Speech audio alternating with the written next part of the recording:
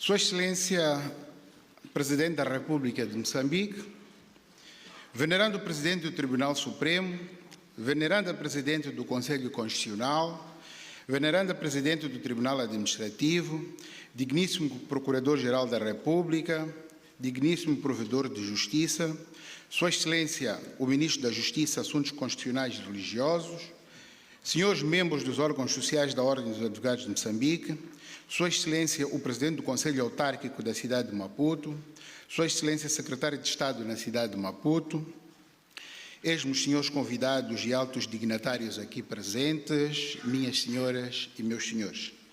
Abrimos o presente ano judicial de 2026, quando o país é fustigado por inundações severas que provocaram a morte de concidadãos nossos e destruíram importantes infraestruturas sociais e econômicas, arrastando os mais vulneráveis para o limiar da pobreza, que é a expressão mais visível da exclusão social. Cumprir direitos humanos é, sobretudo, lutar contra a indiferença coletiva. Damos início a mais de um ano judicial sob o lema Promoção e Proteção Integral dos Direitos da Criança, um compromisso do sistema judicial. Este compromisso não deve ser apenas uma declaração de intenções, mas uma chamada de atenção à nossa consciência coletiva, enquanto garantes da legalidade e da dignidade da pessoa humana. Atento a isto, temos de romper com o medo crônico de mexer com o que está errado, pois só o sistema judicial pode garantir a justiça social numa sociedade politicamente polarizada como é a nossa.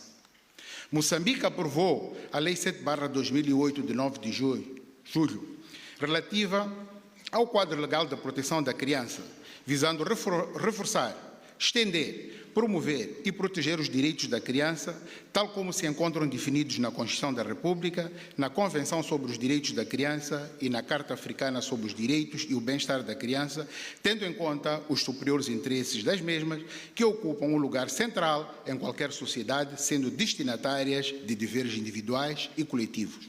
A questão que se coloca é: qual é a nossa real realidade?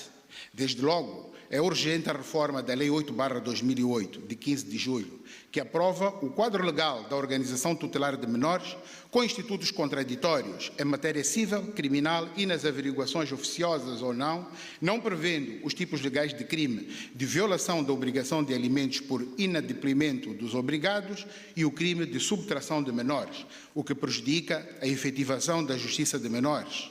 Outra matéria que exige reflexão profunda e urgente é a questão da guarda partilhada, pois alguns progenitores limitam-se a pagar a pensão, aliando-se da responsabilidade para com a criança, não estabelecendo qualquer relação.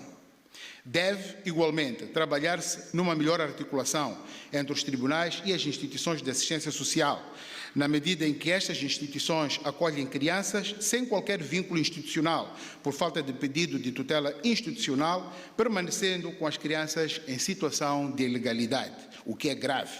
O Estado deve trabalhar para a criação de centros de detenção de menores, permitindo uma melhor reabilitação dos mesmos e não, como sucede, misturá-los com delinquentes perigosos em prisões comuns.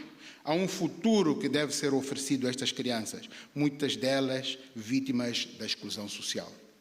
Temos também de repensar a maioridade em Moçambique, de 21 para 18 anos, não só para se uniformizar com a maioria das convenções internacionais que abordam sobre a temática, mas, e sobretudo, com a nossa diversa legislação interna sobre o direito ao trabalho, de família, eleições políticas com o direito de eleger e ser eleito, abertura de conta bancária, viagens, pensão de sangue que cessa aos 18 anos, evitando-se igualmente milhares de processos judiciais. Para além disso, somos um país que falha na aplicação racional dos seus recursos, um país que dá poucas oportunidades às suas crianças e jovens, que vivem em famílias cujo rendimento é o salário mínimo nacional. Moçambique não falha por não ter recursos, falha por ter um Estado pesado, ineficiente e demasiado centralizado, que distribui lugares e não responsabilidades. O processo de descentralização é o exemplo paradigmático disso, em que se criaram novas entidades, como são os secretários de Estado na província com uma estrutura pesadíssima, retirando o poder de entidades legitimamente eleitas, consumindo-se os escassos recursos do Estado. É tempo de devolver o território ao poder eleito.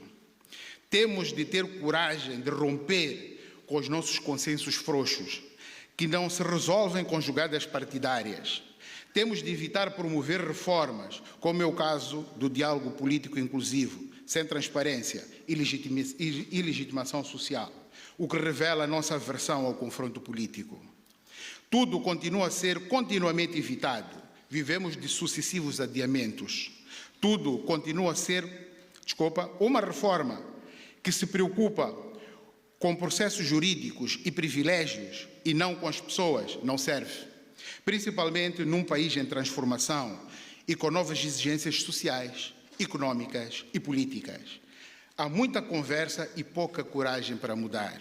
A história será implacável com a nossa falta de coragem em fazer verdadeiras reformas.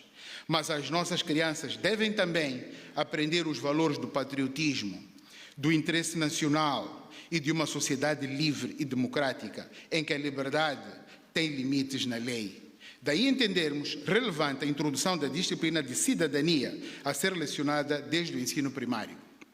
Nesta medida, as propostas de lei da comunicação social e radiodifusão devem merecer cuidado acrescido da sociedade, pois nelas se confunde a regulação de órgãos jornalísticos profissionais com a expressão individual ou digital de cidadãos comuns, permitindo-se que ferramentas regulatórias sejam aplicadas de forma a limitar a liberdade de expressão, o acesso à informação e o pluralismo informativo. A liberdade de expressão e o direito à manifestação não carecem de regulamentação, pois elas, por serem constitucionalmente consagrados, exigindo-se das autoridades públicas um nada a fazer. No mesmo sentido, o Decreto 48/2025, 16 de dezembro, que aprova o Regulamento do Controlo de Tráfego de Telecomunicações, impõe às operadoras a obrigação de fornecerem dados de tráfego e metadados de utilização à autoridade reguladora, bem como confere a esta o poder de ordenar bloqueios totais ou parciais dos serviços de telecomunicações por razões de segurança pública ou segurança do Estado, o que levanta sérias dúvidas de conformidade constitucional e de compatibilidade com obrigações internacionais de direitos humanos assumidas por Moçambique. Acresce que a previsão de acesso administrativo a dados de comunicação e de bloqueios operacionais sem a garantia inequívoca de ordem judicial prévia levanta questões de proporcionalidade, de reserva de lei e de risco de uso abusivo em contextos politicamente sensíveis, com impacto direto no Estado de Direito democrático e no espaço cívico e na confiança institucional. Como temos vindo a referir, há que se evitar excessos na regulação de direitos constitucionalmente consagrados. Tendo em conta a relevância e sensibilidade do tema, a Ordem dos Advogados vai promover o devido processo de declaração de inconstitucionalidade e ou ilegalidade do decreto em crise. Não podemos fazer das manifestações o alfa e ômega de todos os problemas do país. Isto não é coerente com a nossa história. É falso e é perigoso. A política hoje não se faz nos tradicionais meios de comunicação. Outro sim faz-se nas redes sociais, tendo estas um papel fundamental na formação da opinião pública. Tudo isto revela que aprendemos muito pouco com as manifestações. É nossa obrigação ensinar as crianças a serem amigas da legalidade, da transparência e de saberem a importância da livre iniciativa privada numa economia de mercado aberto em que o Estado é o regulador. A recente decisão de centralizar as importações de produtos alimentares básicos como arroz, farinha, derivados de frango e outros, com argumento no controle cambial e na subfaturação alicerçada numa ideia geral abstrata de soberania, atropela direitos fundamentais, ou seja, os princípios constitucionais inerentes à livre iniciativa privada. O Estado pode e deve regular o mercado, mas não pode sufocar ou anular a iniciativa privada, sob o argumento genérico de soberania, principalmente quando se conhecem por inegáveis as ineficiências funcionais desse mesmo Estado. Soberania não é um coringa que justifica qualquer intervenção do Estado. Com este centralismo econômico, corremos o risco de cair num clientelismo em que um grupo captura as oportunidades e impede outros atores de emergirem através da livre iniciativa, gerando, por esta via, um sentimento de exclusão empresarial. Ainda vamos a tempo de corrigir este grave erro, reformando as respectivas decisões políticas. Há questões sérias de soberania que nos devem preocupar. Parte do território nacional, mais concretamente os distritos da zona norte de Cabo Delgado, têm sido vítimas da agressão protagonizada pelos denominados insurgentes, o que motivou a mobilização de tropas internas e externas para fazer face à situação. Embora os artigos 6, número 1, quanto à unidade e indivisibilidade do território nacional, o artigo 11, a linha A, quanto à defesa da independência e soberania, e do artigo 22, número 1, sobre o recurso à força em caso de legítima defesa, todos da Constituição da República, estejam em causa nestes inventos dos insurgentes, a verdade é que o Sr. Presidente da República nunca declarou estado de guerra, ainda que limitada àquela parte do território nacional. Embora não seja inédito conduzir a guerra sem a declaração de guerra, a verdade é que esta situação é suscetível de criar constrangimentos em caso de necessidade de declaração de estado de emergência ou de sítio para uma parte do território afetada pelos ataques, assim como para os tribunais comuns, pois, sem a declaração de estado de guerra, não é possível a constituição de tribunais militares com competência para o julgamento das questões de natureza militar. Por isso também é altamente questionada a presença das forças estrangeiras no território nacional, bem como dos protocolos celebrados com as mesmas, sem a formalização da declaração de guerra, não pela solidariedade, mas pelo processo estar contaminado. Transparência é essencial num Estado de Direito. A decisão do Conselho Constitucional de não declarar a incompatibilidade do exercício simultâneo da função de Presidente da República e da função de Presidente de um partido político, nos termos do artigo 145 e 148 da Constituição, com fundamento na hermenêutica constitucional, ou seja, com valorações que não encontram respaldo na mesma Constituição, representam uma forma do Conselho Constitucional de fazer política pelas linhas do direito.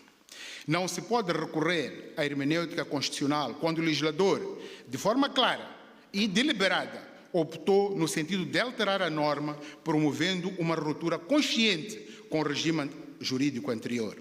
Nestes casos, a interpretação não pode servir como instrumento de resistência à vontade democrática expressa no processo legislativo, sob pena de subverter a separação de poderes. A hermenêutica constitucional existe para esclarecer sentidos ambíguos, harmonizar princípios e resolver tensões normativas.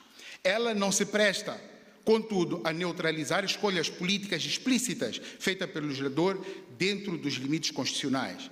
Quando a norma nova é inequívoca, o intérprete não pode reconstituir o passado por meio de interpretação. Insistir na leitura da norma à luz de entendimentos anteriores, quando há clara intenção de superá-los, equivale a negar eficácia à função legislativa.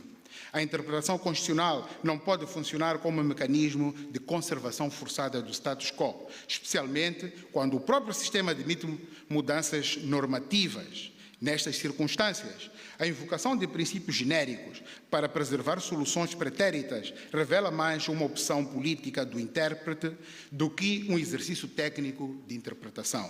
Portanto, o Conselho Constitucional não tem competência para emitir valorações sem qualquer correspondência com o texto constitucional para controlar objetivos políticos específicos. Quanto à jurisdição comum, almejamos um poder judicial independente do Executivo e do Legislativo. Por isso, pugnamos por uma autonomia na fixação e execução orçamental pelos tribunais, distanciando o Executivo na determinação do orçamento e seu desembolso.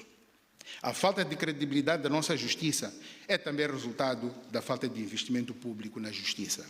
Nos últimos 5 anos, o Judicial viu seu orçamento reduzido para 1/3, o que impacta negativamente no cumprimento de seu plano estratégico e na modernização tecnológica necessária do Poder Judicial. Também os magistrados sofrem um impacto severo da corrosão dos seus rendimentos sem aumento há mais de 10 anos e com diversos subsídios em atraso. A desmotivação no meio judicial é visível e só não vê quem não quer, o que coloca em causa o próprio edifício do Judicial. Dizer o direito é diferente de administrar a justiça. Esta tarefa é de todos os atores da administração da justiça. Por isso, este desinvestimento na justiça tem impacto na vida dos profissionais e dos utentes dos serviços da administração da justiça. Os desafios da justiça são amplamente conhecidos, como sejam o reforço da independência do poder judicial, morosidade e ineficiência processual, custas judiciais elevadas que afastam os vulneráveis de um direito prometido, a falta de transparência, a interferência política e a corrupção que retira a confiança do cidadão no sistema de administração da justiça. Combater a corrupção é o caminho para restaurar a confiança da sociedade na justiça. Estivemos nesta sala no ano passado para discutir sobre a corrupção e foi emitida a Declaração de Maputo. Quem visita o Gabinete Central e provinciais de combate à corrupção apercebe-se, sem grande esforço, a falta de meios operacionais, computadores, viaturas e outros. Não se combate a corrupção com intenções. O fenômeno é complexo e exige investimento, seriedade e um quadro de proteção aos envolvidos e o devido compromisso político. A modernidade dos tribunais pode resolver muitos problemas relacionados ao tempo de julgamento, ao cumprimento de prazos judiciais e à redução de diligências judiciais físicas. A justiça continuará a ser feita pelas pessoas, mas com forte pendor das ferramentas tecnológicas. O tempo exige uma justiça próxima da sociedade que desça do altar constitucional para habitar no universo das pessoas. No que se refere à jurisdição administrativa, reiteramos, ipsis verbis, o que dissemos neste pódio, na nossa primeira intervenção, que há necessidade de se resgatarem as propostas de lei de contencioso administrativo, de contencioso aduaneiro e de contencioso fiscal depositadas no Ministério da Justiça, Assuntos Constitucionais e Religiosos há mais de 8 anos.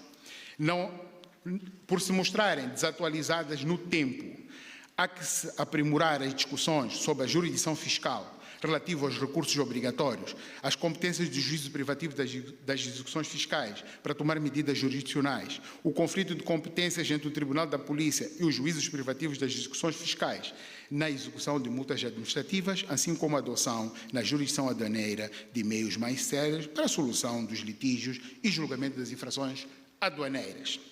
Defendemos também, até pela importância que a jurisdição administrativa vem ganhando na resolução de conflitos, que se justifica a intervenção do Presidente do Tribunal Administrativo na abertura do ano judicial, sendo o momento de avaliação e do assumir de compromissos da jurisdição que tutela. Quanto à autonomia do Ministério Público, central na prossecução da justiça, deve desempenhar os seus poderes com estreita responsabilidade, evitando, por um lado, a detenção de cidadãos para investigação amplamente divulgadas na comunicação social, os quais passam largos dias detidos sem que tenha sido pedido e muito menos decretada a prisão preventiva. Mas, por outro lado, é preciso evitar a dedução de acusações sem qualquer motivação. O Ministério Público é, dos atores da administração da justiça, aquele que se exige mais independência e ponderação, para não resvalar para sentimentos de vingança. Por isso, as averiguações preventivas relacionadas com a criminalidade econômico-financeira, subtraídas do prévio controle jurisdicional, exigem lisura do Ministério Público, para evitar prejuízos na vida das pessoas, embora legalmente legítimas, elas colocam as pessoas numa situação de indigência inaceitável. Estes mecanismos legais devem ser usados com racionalidade e celeridade, para não se transformarem em normalização institucional. Quanto às discussões sobre a integração da CERNIC, Serviço Nacional de Investigação Criminal, no Ministério do Interior ou no Ministério Público, cumpre ressaltar que a opção legislativa patente na Lei 5/2025, de 13 de junho, é de que se trata de um serviço público policial de investigação criminal com autonomia administrativa, técnica, tática, ao qual compete coadjuvar as autoridades judiciais na realização das finalidades do processo, estando sob a superintendência do Procurador-Geral da República, que não é delegável a superintendência. Portanto, o CERNIC não está integrado no Ministério Público, sendo que a dependência funcional e a fiscalização da sua atuação pelo Ministério Público, tal como já era o abrigo do artigo 62 do Código de Processo Penal, é no âmbito da instrução preparatória, seus procedimentos e prazos, até porque constituem atribuições do CERNIC, numa visão mais ampla, a promoção de ações de prevenção, detecção e investigação criminal. Com a autonomia do CERNIC, houve uma emancipação policial, daí não fazerem sentido as iniciativas políticas para a integração do CERNIC no Ministério do Interior ou no outro órgão de polícia. A Ordem dos Advogados de Moçambique vai eleger, nos próximos meses, o seu 7º bastonário e os restantes membros dos órgãos sociais, num contexto de permanente amadurecimento democrático e de persistentes desafios institucionais, uma vez que as suas responsabilidades transcendem o âmbito corporativo. A nossa jovem história não é sobre heróis, é sobre fazer o certo, é sobre resistir, é sobre superação, é sobre cumprir os nossos mandamentos constitucionais e estatutários, tendo sempre presente que a vida é feita de fases e nenhuma dura para sempre. Foi no dia 28 de junho de 2023 que tomamos posse para um mandato de 3 anos, numa altura em que a Ordem dos Advogados completava 29 anos da sua criação, como associação pública profissional de muito elevado interesse público. Nessa data, contávamos com 2.742 advogados e 2.442 advogados estagiários, sendo que as províncias de Gaza, Inhambane, Zambésia, Cabo Delgado e Niassa contavam com menos de 40 advogados e as províncias de Manica e Tete com menos de 80 advogados. Em 2 anos, procedemos à inscrição de pouco mais de 1.200 advogados que concluíram os estágios profissionais com sucesso e até o final deste mandato terão sido inscritos mais de 1.600 advogados, ou seja, mais de metade dos advogados inscritos em 29 anos, totalizando pouco mais de 4.300 advogados, sendo que nenhuma província terá menos de 80 advogados. Demos o melhor das nossas capacidades como membros dos órgãos sociais da Ordem dos Advogados de Moçambique, dentro do espírito de uma sociedade mais inclusiva e por amor à pátria e ao nosso povo, tendo sempre presente que a vigilância é o preço da liberdade, que é a nossa maior ideologia. Não foram tempos banais. A Ordem continuará a ser a defensora das liberdades, da Constituição e dos mais vulneráveis, uma instituição de equilíbrio para o funcionamento da democracia. Por isso, esperamos que não haja interferência política nas eleições da Ordem dos Advogados de Moçambique, pois o país carece de instituições independentes na edificação do Estado de Direito, na promoção da justiça social e na vitalidade da nossa democracia. A política deve aprender a conviver melhor com os advogados, pois a Constituição é o único caminho da Ordem dos Advogados. Em 25 de junho de 1975, prometemos um país decente. É por isto que a Ordem dos Advogados luta, pois quem procura um advogado certamente não lhe leva chocolates, leva angústias, dor, sofrimento e desespero. Não raras vezes não conseguimos dar a cada um o que é seu, mas temos a certeza de uma coisa: justiça social não é caridade. É preciso humanidade em tempos de mudança. Este é o meu último ano que, na qualidade de bastonário, aqui intervenho. Realço que dei o meu melhor para cumprir as minhas obrigações estatutárias, de forma isenta, transparente e com elevado grau de patriotismo e de cidadania. Muito obrigado pela atenção dispensada, desejando a todos um excelente ano judicial.